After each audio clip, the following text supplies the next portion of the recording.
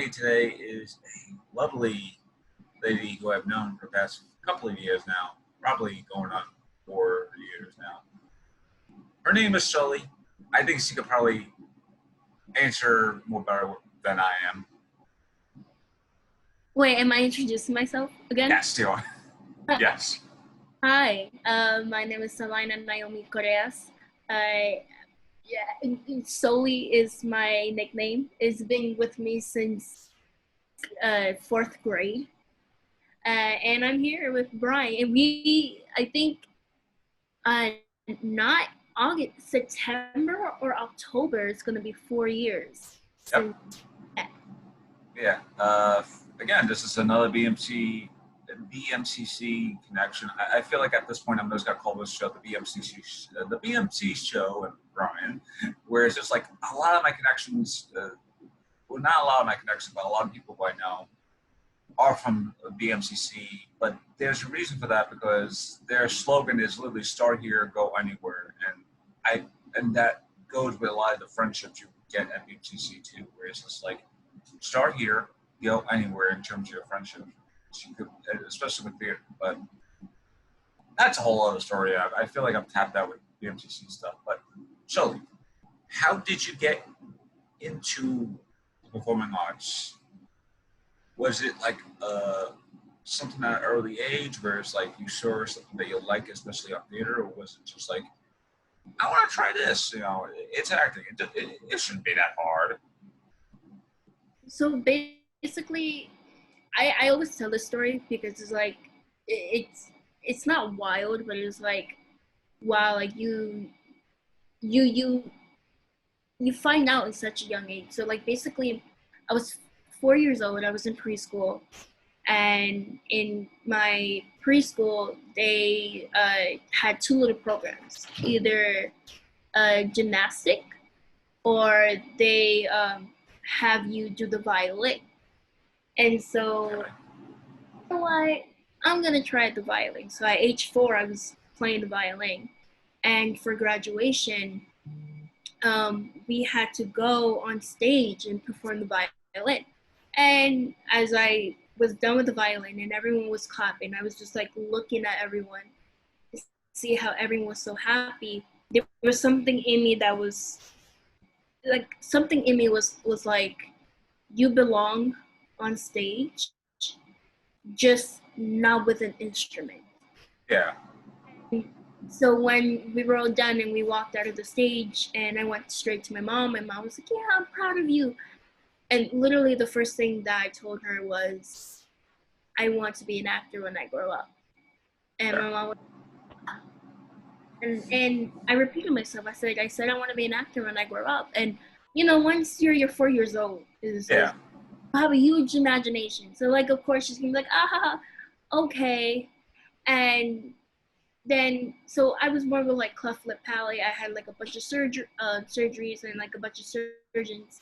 And this one specific surgeon, David Staffenberg, he would used to record his sessions with the patients, bring like his students in and see like what they're gonna do. And every time I saw like, even when I saw like a camera to take a picture or like to take a video, I just get excited. And after every appointment, I would always say, hey, just so you know, I'm gonna be an actor when I grow up. And people, you know, still little kid imagining. They're like, okay, she's like at a young age. All right, sure. But then little did they know, I kept that word. That's been my plan A and my end game basically. Like I'm gonna be an actor, and Yeah. I've been saying that since age 4. Yeah, I think for the most part, it's like once you get bitten by the acting bug, or at least being on stage bug, you just have this tendency of just like wanting to be on stage again and again. And it doesn't matter, like, you know, even if you aren't an actor and you're just working behind the scenes, you're literally on stage like for a few seconds trying to make sure everything is not, you know, falling in place, that sort of thing. But with acting, it's like it's a whole other thing where it's just like once you start like being off book and knowing that lines offhand and just being on stage, it's like you literally just start becoming like the character. So yeah, it's like I do agree. It's like once you get on stage, it's like you don't want to get off the stage. So it's like once you're on the stage, it's like I don't want to get off.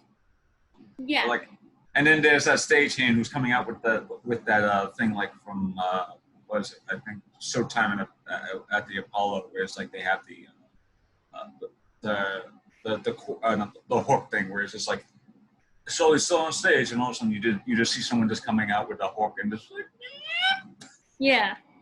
But yeah, it's like literally once you're on stage, you really don't want to get off on stage. It's like and yeah, so when you were growing up and studying actors, like I want to be an actress when I grow up.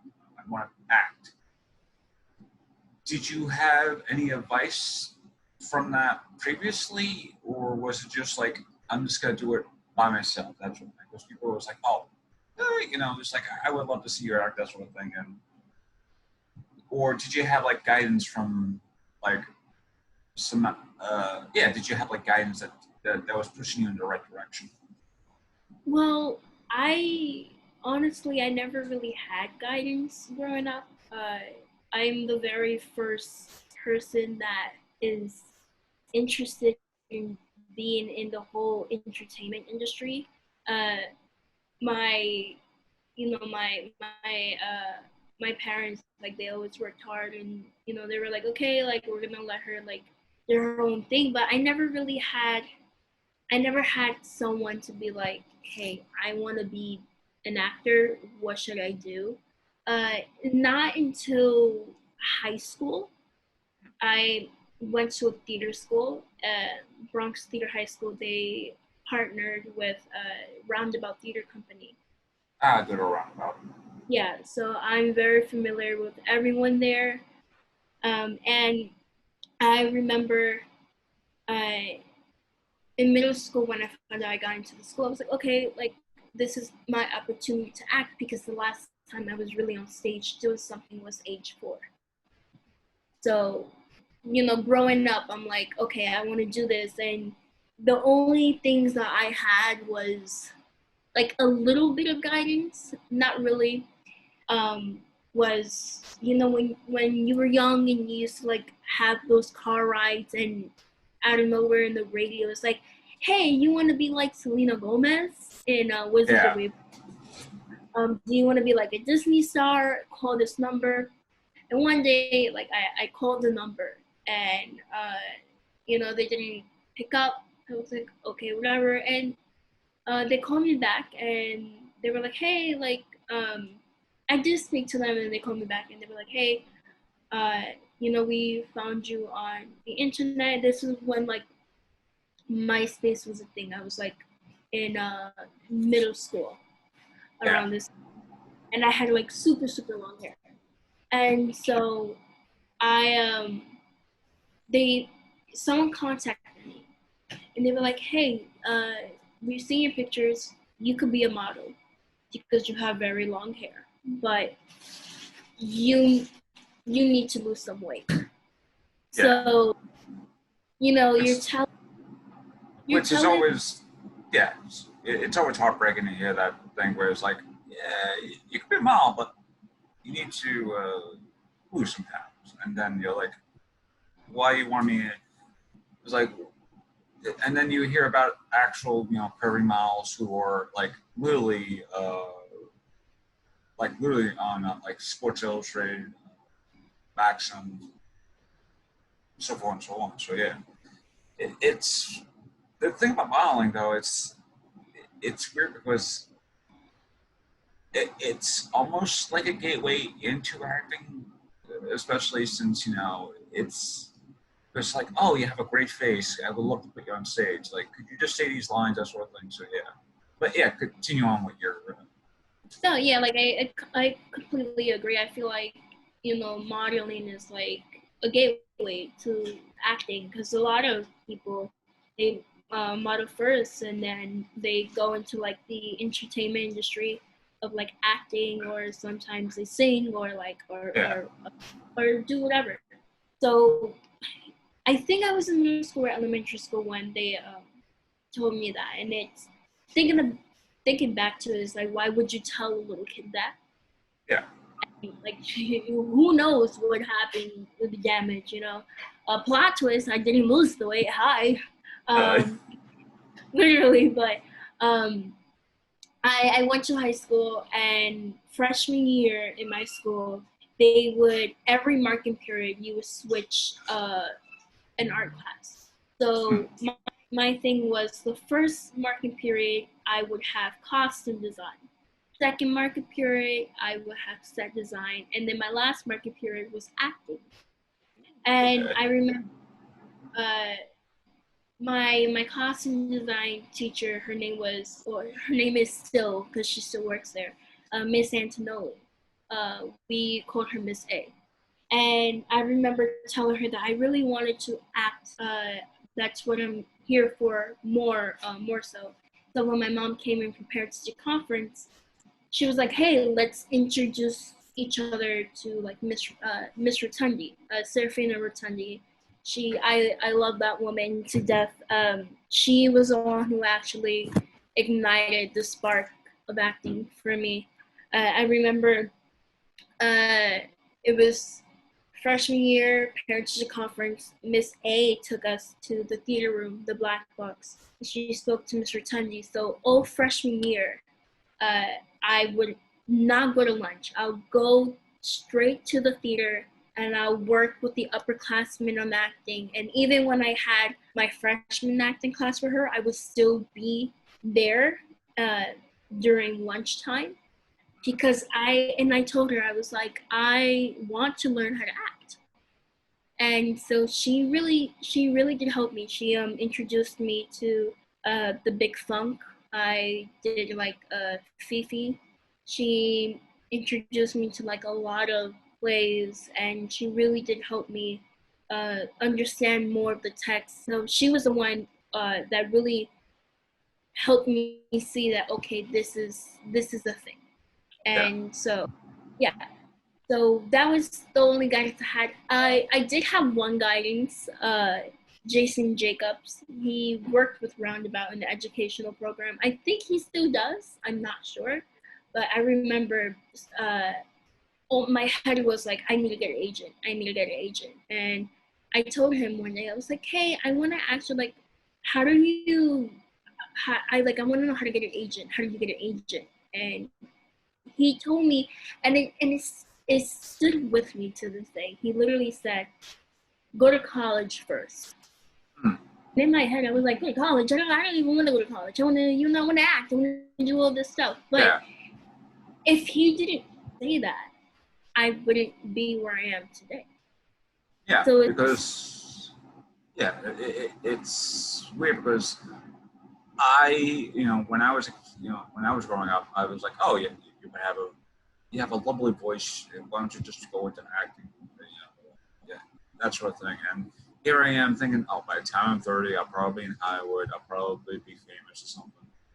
Maybe a movie, something like that. And sure enough, when I became 30, I'm like, I don't really the life I had, thought I would have. And I'm still not.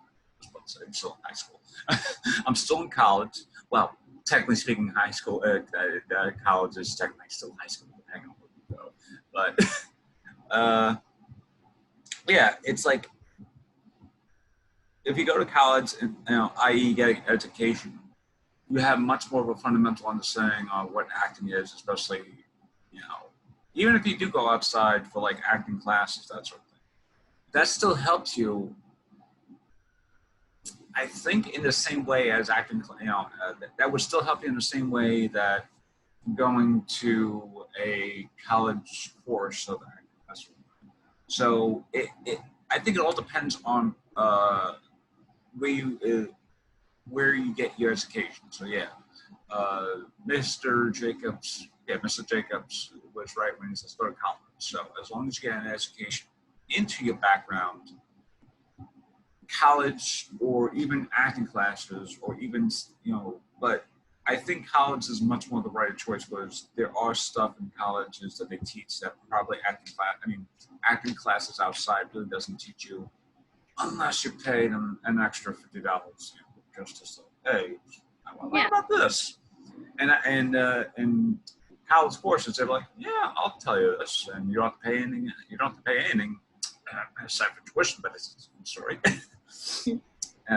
But yeah, I do agree that you need, if you really do want to become an actor, go to college first, or at least get an education first on acting, and learn about the different styles, especially because acting is not all just like, well, to be or not to be, what is the question, blah, blah, blah, and all that stuff. Acting is really just having a sense of feeling an emotion behind each word you do. Even if your character isn't saying anything, your body language is still saying something.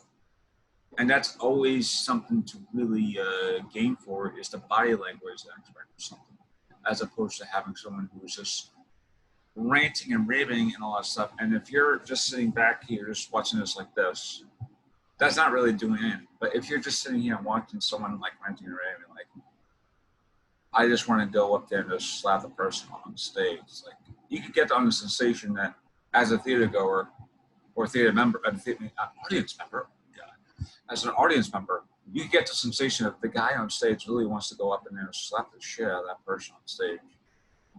Body language wise, but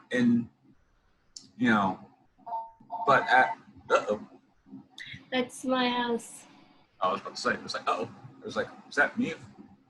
It's the fun part of being inside the house.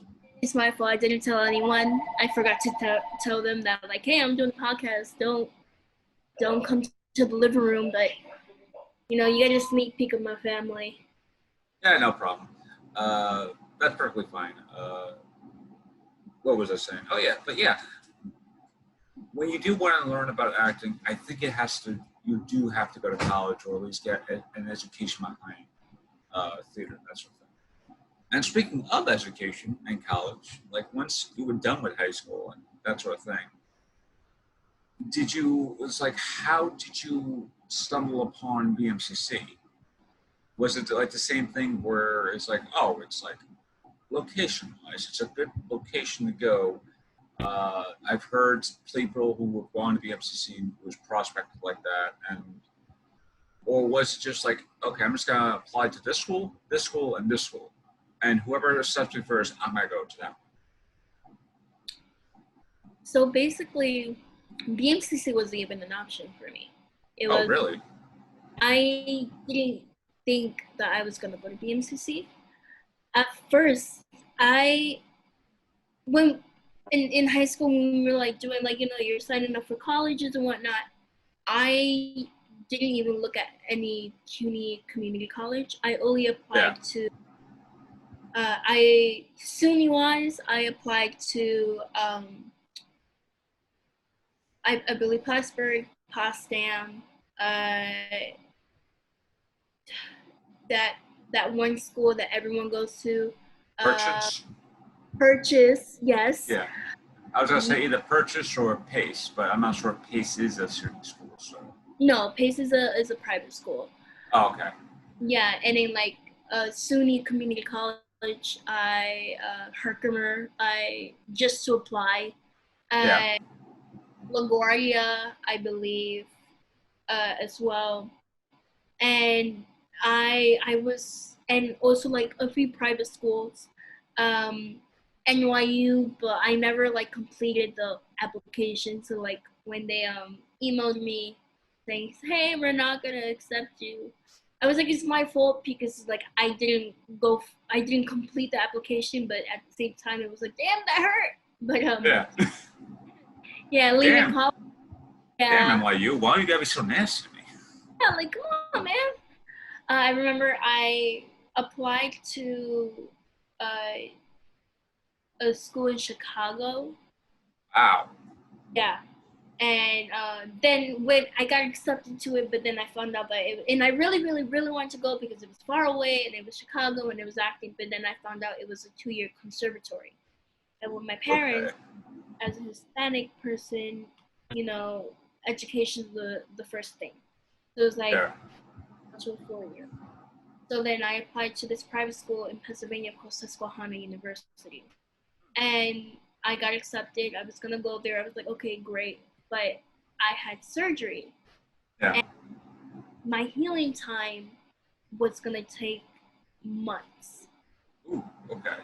And I was like, okay, there's no way that I can go to school. So I had to like drop my my enrollment. I had to tell them everything, what was going on, and I took a break. And my mom was like, okay, it's time for you to like look into school.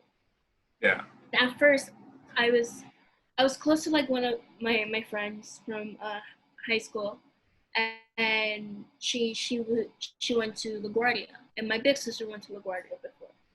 So I was like, okay, I'm gonna go to LaGuardia, whatever. Yeah. LaGuardia was far. So I looked, and it's crazy because I looked at the CUNY website for like schools that were open, and LaGuardia, like for not transfer, but like to immediately just enroll. But BMC was open, and my cousin worked at BMCC at that time at the career center, and yeah, so I went and I did direct submission, and I went to her, and she showed me around the place.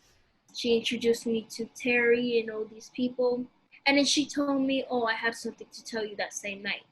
And I was like, "What is it?" And I don't like, and she told me that she was leaving her job. So I was like, this is the only person that I know at the school. I had a whole plan. Emerlyn, she's an amazing person, great photographer. Her husband does photography too. She has a beautiful family. But you know, I had this mindset of like, when I do this for theater, because I'm seeing this theater department is like pretty cool. Uh, you know, I was gonna be with her. I was gonna like every time break or something or lunch, I would just hang at the career office. That didn't happen, obviously. So it was more of, it was time for me to go to school, and it's like you said, also location wise. I've never been in a school in Manhattan. I've never really experienced Manhattan before. So I was like, you know what? The campus looks cool. It looks like kind of futuristic, and it's in Tribeca. Yeah. And, you know, it's by Chinatown. I'm very familiar with Chinatown. It's by the Brooklyn Bridge, 6th train. I live right off there. I know my whereabouts. So I'm gonna try this one out. Like, you know the Lower East Side, but you don't know the Lower West Side where the college is on. So it's like almost going like, yeah, because I was thinking with me, it was like location-wise, because when I originally tried, it was like, when I was coming back to college, and I was like, oh, I'll just apply to these, you know, I applied to Brooklyn College, even though I didn't have my associate's degree at the time. I applied to Brooklyn College, BMCC, and I forgot, it might have been those two things. And Brooklyn College was sharp. You need the associate's degree. BMCC is like, come on in, here we go. It's like, you want to go in, like, but yeah, it's, and the funny thing is my brother went to BMCC too, like years ago when he was like going into, like when he was like studying in college. So, and he was like, it's an all right place. And he said the same thing about Brooklyn College, like, it's an all right place. It's like, it's a man of few words, my brother. So, but anyway, yeah, and you're right about the campus. It's like, it's so futuristic. It's like there's a lot of stuff about BMCC that I do love. I love the atmosphere. I love how the fact that you could go on the walkway bridge, just sit down, watch the sunset over Jersey, and just not be like, actually go, because when you try to get a sunset in New York City, in Manhattan, it is hard unless you're on the upper west, like the West Side Highway. It's impossible. So if you're by the upper West Side Highway, you can get a sunset so beautifully. So it's like, and a lot of the campus itself had windows facing to the upper west side, yeah, the West Side Highway. So a lot of the campus windows were facing outside to the West Side Highway. So you always get that beautiful scenery of the Hudson River. Yeah, the Hudson River, I think. Or yeah, the Hudson River, Weber River, that's right there. And then you got Jersey, and then you get the whole nice little sunset vibe that happens, and it's like, what more can you ask for? It's like it's very difficult to see a nice little sunset in Manhattan. So yeah, so location wise, it was a very nice place, and everything else is just like. So now I just want to go back and actually go visit the campus. I can't because of anyway. It's like you can still go to like Battery Park and just like you just need to wear a mask. Yeah, it's like, but I haven't been on the train in a while, so I'm just like, it's like baby steps with the train. But anyway, yeah. In terms of your first semester at BMCC, how was it like getting, like, was it a good like adjustment period? Because I know being a freshman at at college is always a scary experience because you don't like. You got people who are in the same group as you, i.e. other freshmen. They also hang with other seniors, maybe either juniors, sophomores, that sort of thing. So it's like, it's a very, very mixed group depending on what class you're taking. First semester-wise to like your last semester, how would you progress with, like, how would you say BMCC was in terms of your acting experience, especially as a theater major there? Well, my first semester, I didn't really take any acting classes. It was, really? Yeah, I hated it. The only acting wise I took was Intro to Theater, and it was for Felicia Harrison. And I had like my gen ed classes, and so I didn't really like have friends, and I did the freshman mistake, which I ended up. So when everyone you know when you go to like grade school and you know your class is like school starts at 8, school starts at like oh 9. God, you didn't sign up for like morning classes. My English class was at 7 in the morning. Oh God. And my math class was at 8 in the morning. Monday, Wednesday, 8 in the morning for math. Tuesdays and Fridays were my 7 a.m. class for English. So I did that mistake and I hated it. I hated it so much.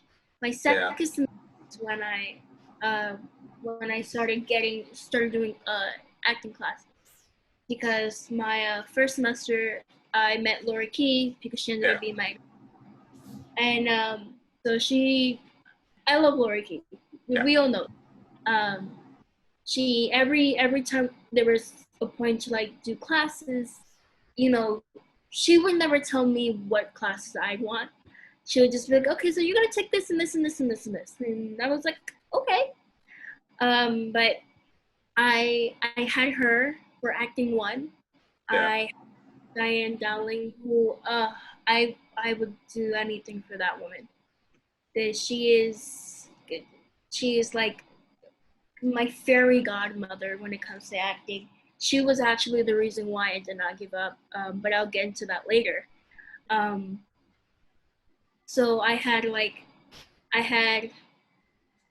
Dowling, I had Cheney, and that's when I auditioned for Almost Maine, and I didn't get it, which is like, it was okay. I emailed the management email when they were like, oh, sorry, we're not. I wanted feedback, but they never got to me. So I was like, oh, okay. I was like, okay, like this is like a lesson learned. Whenever you don't get like called back in this industry, you're not always gonna get feedback. Yeah. You either have it, you either don't. Yeah. my second semester, no, I already did my third semester. Um, I, I, the end of the second semester, I auditioned for the Arsonist Pop the Cheeses show. Yeah. And but the same day of my callback was the same day of another surgery I had. Ooh, damn. I emailed the person who was in charge of it, and I was like, "Oh, damn!" And so I remember waking up from the recovery room, and my dad was with me, and I was like, "I need to go to the MCC for this callback."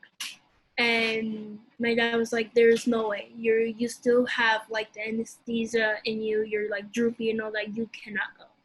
So they told me, "Yeah, we're gonna do other auditions in January when we come back." So then talks of that, and I was supposed to go and go travel with my dad, and he already bought the tickets for him because I was like, "Oh, I don't know, because I might get into a show. I'm gonna audition." And I had this thing where, so when I auditioned, I didn't get it. So then, Hispanic parents and being in a minority household and having like expectations, it was basically said to me that like you shouldn't believe anything when it comes to casting because you won't get anything. So that really hurt me. Yeah. So like that really discouraged me a lot. And I remember I was at the point of like giving up on acting. I was gonna like change my major because I was like, this isn't this. I wasn't feeling good about it. I was doing stage management for the arsonist, and she's in the bathroom, and I remember always when I was doing stage hands and whatnot, I was upset at myself because it was like, why am I in the background when I want to be in the foreground?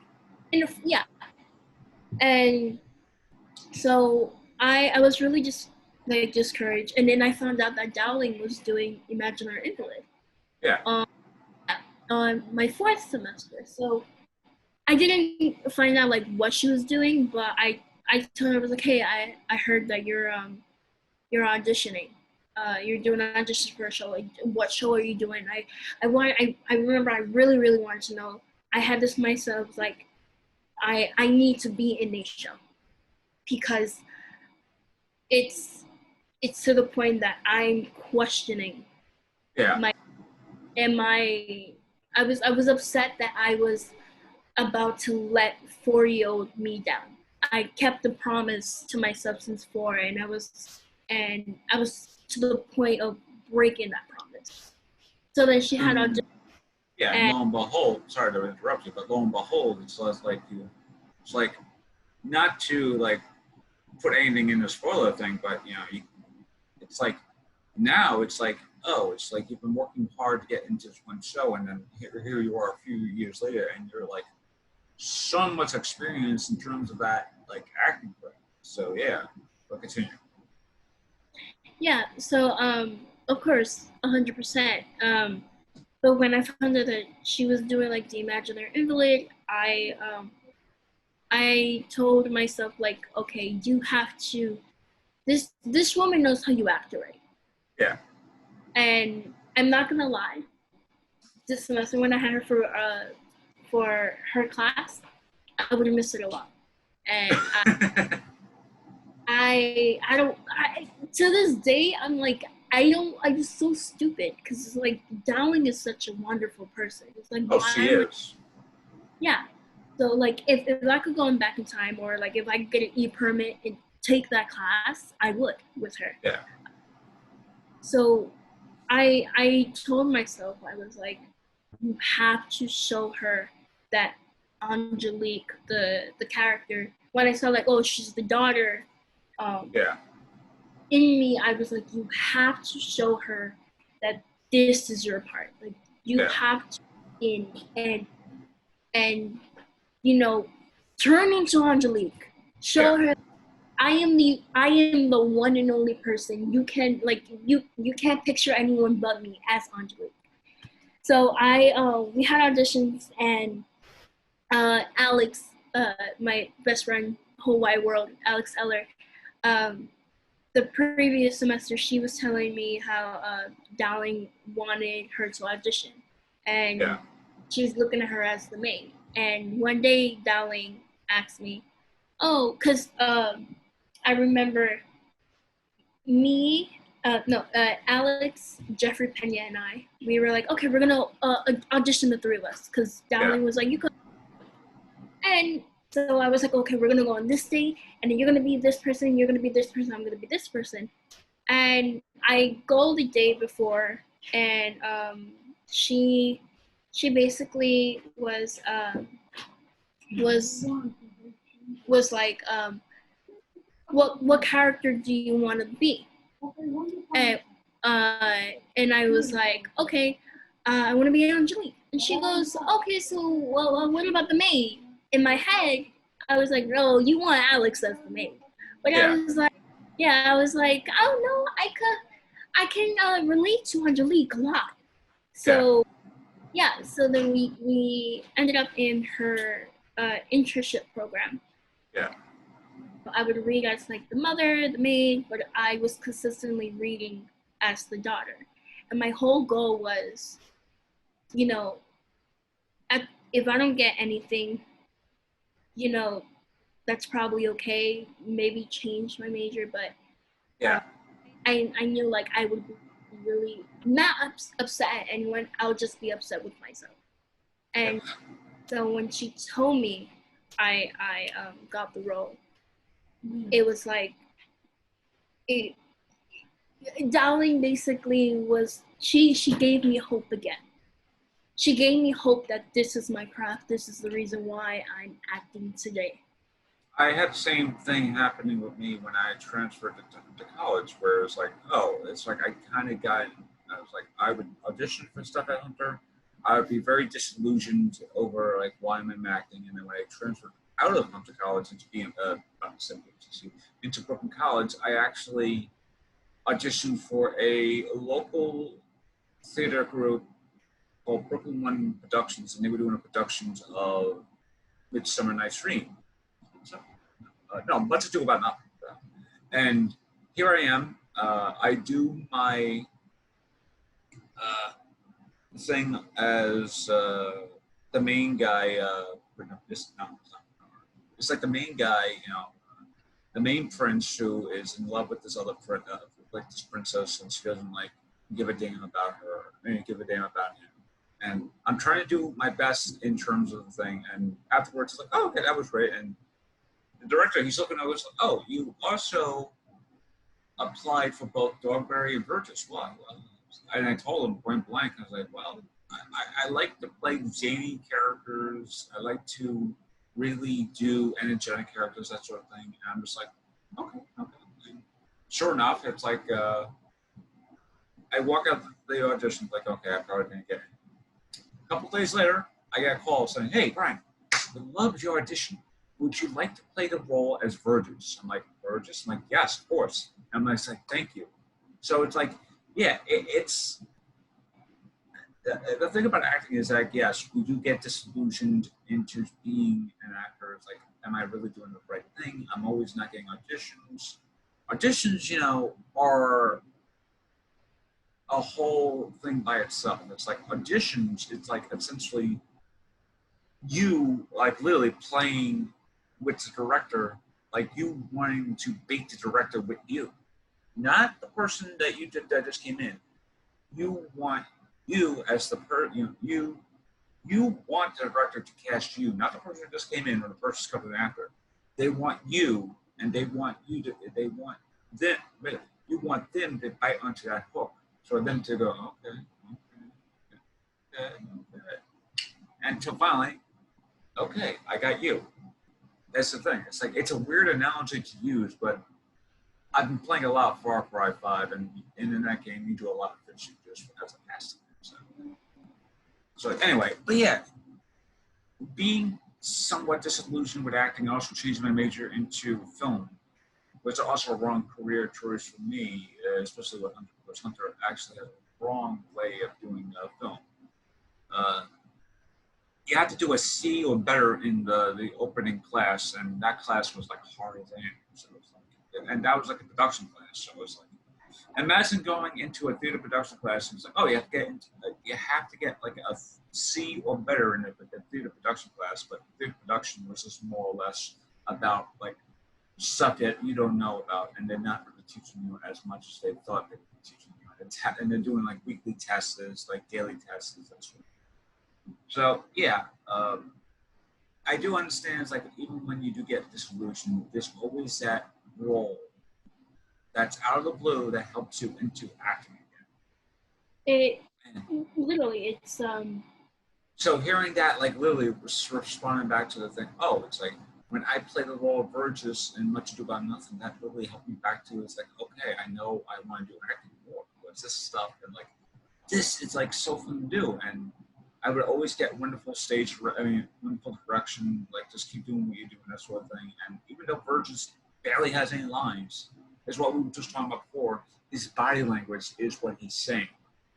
And when you have to keep up with Dogberry, and Dogberry is like the idiot as opposed to Burgess, who is like more of the straight man, actually intelligent guy.